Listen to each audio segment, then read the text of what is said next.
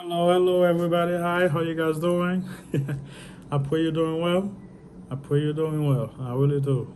And welcome to Reading the Whole Bible in a Year with Mr. Jean.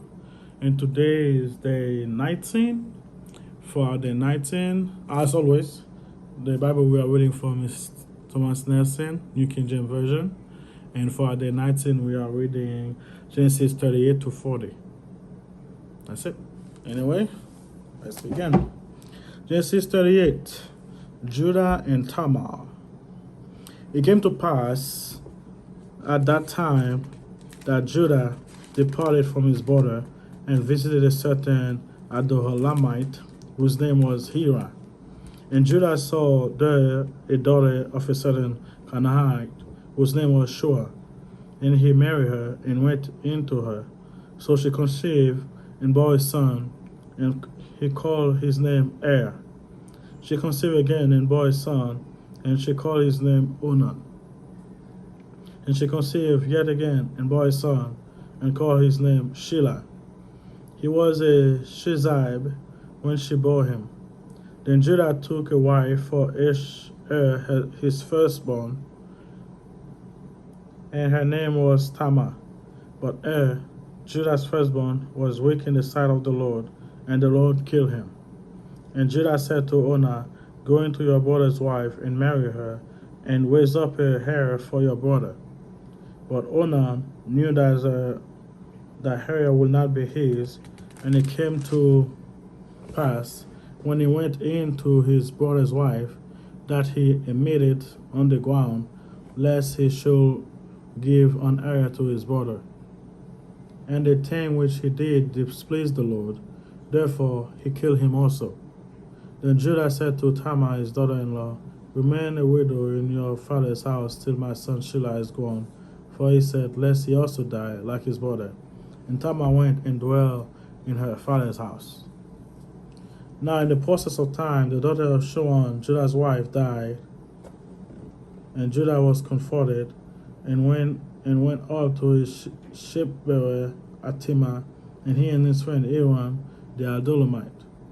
And it was told Tamar, saying, Look, your father-in-law is going up to Timnah to shear his sheep. So she took off her widow garment, covered herself with a veil, and wrapped herself, and sat in the open place which was on the way to Timnah, for she saw that Shelah was grown, and she was not given to him as wife. When Judah saw her, he thought she was a harlot, because she had covered her face. Then he turned to her by the way and said, Please, let me come into you. For he did not know that she was his daughter-in-law. So she said, What will you give me, that you may come into me? And he said, I will send a young goat from the flock. So she said, Will you give me a pledge till you send it? Then he said, What pledge shall I give you? So she said, Your signet and cord and your staff that is in your hand. Then he gave them to her, and went into her, and she conceived by him. So she arose and went away, and laid aside her veil, and put on the garment of her widower. And Judah sent the young goat by the hand of his friend the Adulamite to receive his pledge from the woman's hand, but he did not find her. Then he asked the men of the place, saying, Where is the harlot who was opening by the roadside? And they said, There was no harlot in this place. So he returned to Judah and said, I cannot find her also. The men of the place said, There was no harlot in this place. Then Judah said, Let her take them for herself, lest we be ashamed, for I sent this young goat, and you have not found her. And it came to pass, about 3 months after, that Judah was told, saying, Tamar, your daughter-in-law, was played a harlot. Furthermore, she is with child by harlotry. So Judah said, Bring her out and let her be burned. When she was brought out, she sent to her father-in-law, saying, By the man to whom this belonged, I am with child. And she said, Please, determine whose these are, and the signet and the cord and the staff. Hey. So Judah acknowledged them and said, She has been more righteous than I, because I did not give her to Shelah my son, and he never knew her again. Excuse me.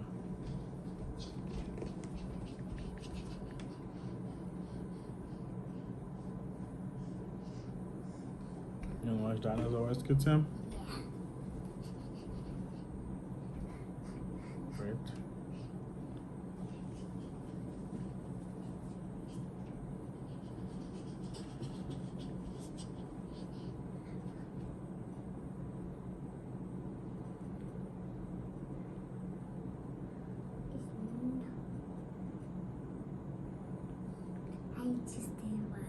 Yeah, here we go. Get that one. Okay, good job.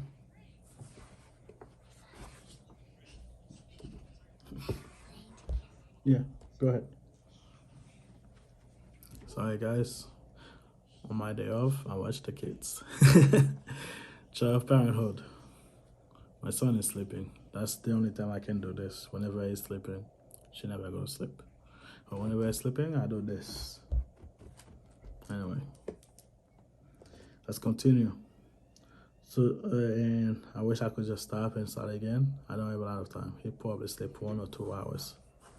I try and go as much as I can during his sleep. So anyway, so Judah acknowledged them and said, "She has been more righteous than I, because I did not give her to Shelah, my son, and he never knew her again.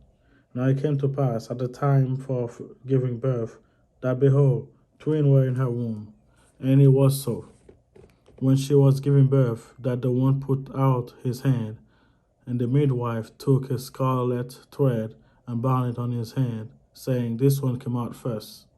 Then it happened, as he drew back his hand, that his brother came out unexpectedly, and she said, How did you break through? This breach be upon you. Therefore his name was called Perez. Afterward, his brother came out, who had the scarlet thread on his hand, and his name was called Zerah. Joseph, a slave in Egypt, chapter 39. Now Joseph had been taken down to Egypt, and Potiphar, an officer of Pharaoh, captain of the guard, an Egyptian, brought him from the Ishmaelite, who had taken him down there. The Lord was with Joseph, and he was a successful man, and he was in the house of his masters, the Egyptian. And his master saw that the Lord was with him, and that the Lord made all he did to prosper in his hand. So Joseph found favor in his sight, and served him. Then he made him overseer of his house, and all that he had he put under his authority. So it was from the time that he made him overseer of his house that all he had, and the Lord blessed the Egyptian house for Joseph's sake. And the blessing of the Lord was on all that he had in the house and in the field. Thus he left all he had in Joseph's hand, and he did not know what he had except for the bread which he ate. Now Joseph was handsome in form and appearance.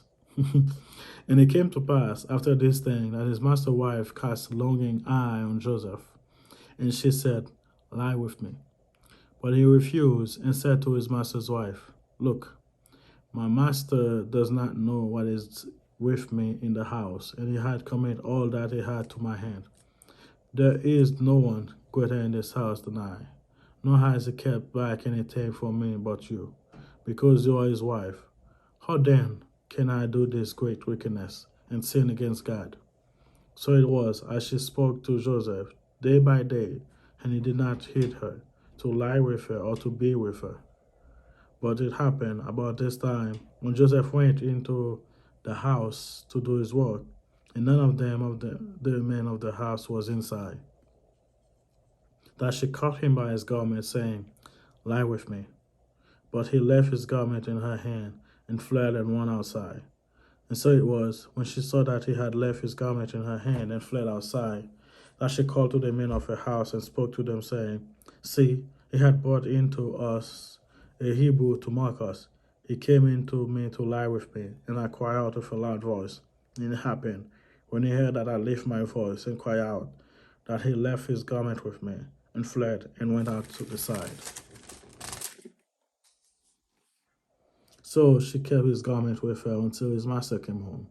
Then she spoke to him with the word like this, saying, The Hebrew servant whom you brought to us came in to me to mock me. So it happened as I lifted my voice and cried out that he left his garment with me and fled outside. So it was, when his master heard his word, which his wife spoke to him, saying, the servant did to me after this matter, that his anger was aroused. Then Joseph's master took him and put him in prison, and place where the king's prisoners were confined. And he was there in the prison. But the Lord was with Joseph, and showed him mercy, and he gave him favor in the sight of the keepers of the prison. And the keepers of the prison committed to Joseph's hand all the prisoners who were in the prison. Whatever they did there, it was his doing. The keepers of the prison did not look into anything that was under Joseph's authority, because the Lord was with him, and whatever he did, the Lord made prosper.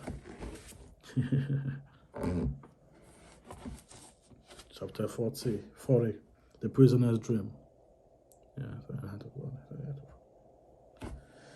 It came to pass after this thing that the butler and the baker of the king of Egypt offended their lord and the king of Egypt. And Pharaoh was angry with his two officers, the chief butler and the chief baker. So he put them in custody in the house of the captain of the guard, in prison.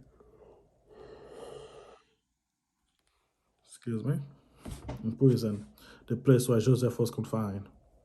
And the captain of the guard charged Joseph with them, and he served them. So they were in custody for a while. Then the butler and the baker of the king of Egypt, who were confined in the prison, had a dream, both of them. Each man dreams in one night, and each man dreamed with its own interpretation. And Joseph came into them in the morning and looked at them and saw that they were sad. So he asked Pharaoh's officers who were with him in the custody of his lord's house, saying, why do you look so sad today? And they said to him, we each had a dream, and there is no interpreter of it. So Joseph said to them, do not interpretation belong to God? Tell them to me, please. Then the chief butler told his dream to Joseph, and he said to him, behold, in my dream, a vine was before me, and in the vine were 3 branches. It was as though it budded, his blossoms shot forth, and his cluster brought forth ripe grapes. Then Pharaoh's cup was in my hand, and I took the grape and pressed them into Pharaoh's cup, and placed the cup in Pharaoh's hand. And Joseph said to him, this is the interpretation of it. The 3 branches are 3 days. Now within 3 days, Pharaoh will lift up your head and restore you to your place, and you will put Pharaoh's cup in his hand according to the former's manners, when you were his butler.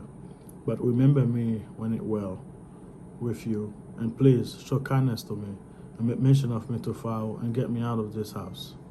For indeed I was stolen away from the land of the Hebrew, and also I have done nothing here that they should put me into the dungeon.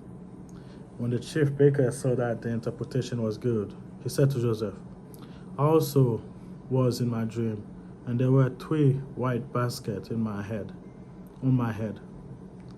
And in the uppermost basket were all kinds of basket goods for Pharaoh's, and the bird ate them out of the basket on my head. So Joseph answered and said, this is the interpretation of it. The 3 baskets are 3 days. Within 3 days, Pharaoh will lift up your head from your and hang you on a tree, and the bird will eat your flesh from you.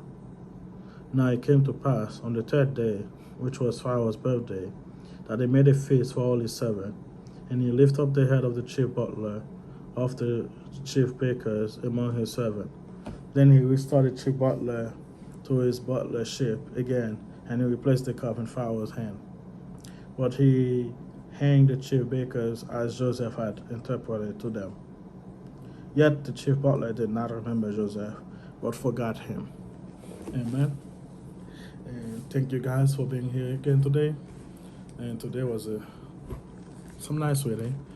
Joseph is one of my favorite stories, also my wife's favorite stories. So anyway, besides Jesus and a couple more, Joseph is one of my favorites. Always wanted Joseph blessing. Anyway, thank you for being here. If you like what I'm doing, so like, follow, share, subscribe. however you're receiving this, and pray for me as always. I'm a sinner, I'm a human being, so I can continue doing that, and I'll pray for you, so God can touch your heart. And see you tomorrow, guys. Thank you. Bye.